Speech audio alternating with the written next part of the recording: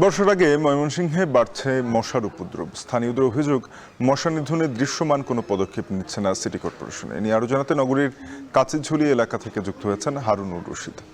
হারুন, জানাবেন মশা নিধন কার্যক্রম নিয়ে সিটি কর্পোরেশন কি বলছে, এলাকাবাসী কতটুকু অভিযোগ জানাচ্ছে?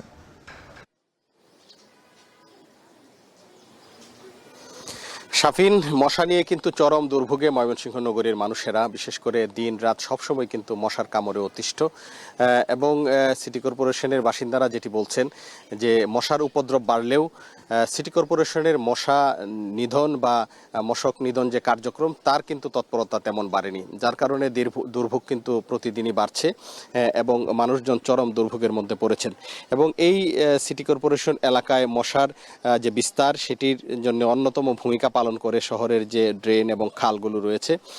বিশেষ করে যে খালগুলোতে নিয়মিত পরিষ্কার পরিচ্ছন্নতা অভিযানের অভাব রয়েছে, ড্রেনগুলো পরিষ্কার পরিচ্ছন্নতা সঠিকভাবে না করার কারণে কিন্তু এই মশার বংশবিস্তার বৃদ্ধি পাচ্ছে। পাশাপাশি যে ময়লা আবর্জনাযুক্ত জায়গা, আগাছাযুক্ত জায়গার কারণেও কিন্তু মশার উপদ্রব বেশ বেড়েছে।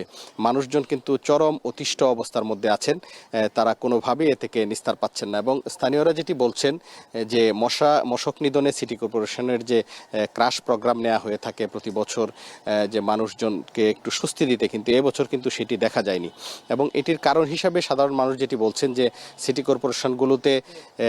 কর্পোরেশনগুলোতে জনপ্রতিনিধি না থাকার কারণে কিন্তু এই সমস্যায় বেশি সম্মুখীন হচ্ছে। কারণ হচ্ছে সিটি কর্পোরেশনের যারা কাউন্সিলর ছিলেন তারা কিন্তু তাদের অধীনে বেশ কিছু ডে লেবার ছিল যারা এই খাল এবং ময়লা আবর্জনা পরিষ্কার করার জন্য, ওয়ার্ডের যে অপরিচ্ছন্ন জায়গাগুলো সেগুলো পরিষ্কার করার জন্য সেই ডে লেবার কাজ করতো সিটি কর্পোরেশনের কাউন্সিলরদের অধীনে।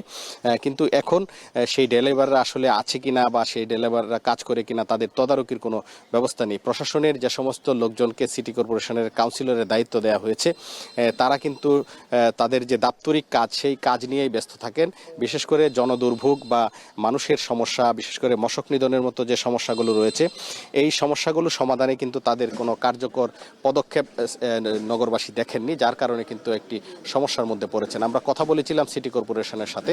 সিটি কর্পোরেশন কর্তৃপক্ষ যদিও আমাদেরকে বলছেন যে তারা মশক নিধনের যে কার্যক্রম সেটি তারা পরিচালনা করে থাকেন, বিশেষ করে বিভিন্ন ধরনের ঔষধ স্প্রে করে থাকেন যেন মশার বংশ বিস্তার করতে না পারে এবং মশার যে লার্ভা সেগুলো বিনষ্ট হয়, কিন্তু তার প্রতিফলন কিন্তু স্থানীয়রা দেখতে পান না। যেমন আমরা কাচিঝুলি এলাকায় রয়েছি, এই এলাকার লোকজন আসলে 1-2 মাসের মধ্যে কখনোই মশক নিধনের ওষুধ ছিটানোর কাউকে তারা কিন্তু দেখেননি।